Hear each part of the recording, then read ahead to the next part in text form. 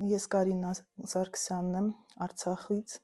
Մարտունու շրջանի Հերհեր գյուղից։ Մինչև 20 թվականի պատերազմը մենք բնակվել ենք ներքին Ճարտարի Զորավանում, այնուհետև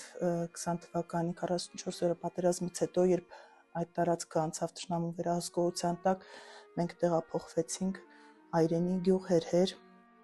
բնակություն հաստատեցինք մեր հայրական տանը, ամուսնուս հայրական տանը։ Մինչ այդ ապրել ենք խաղաղ երջանիկ կյանքով, մինչև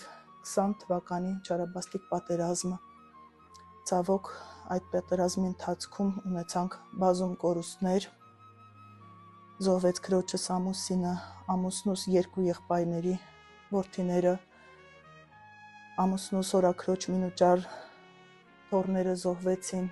մորաքրոջ թոռը զոհվեց, շատ կորուստներ ունեցանք այդ պատերազմի ընթացքում։ Այս անգամ այս պատերազմը խլեց իմ որդու կյանքը,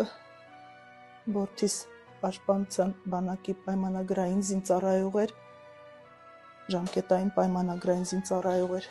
ծառայում էր Ցորում, կենտրոնական պաշտպանական շրջանում, պատերազմի ժամանակ իրենց այդ նշանակված վայրում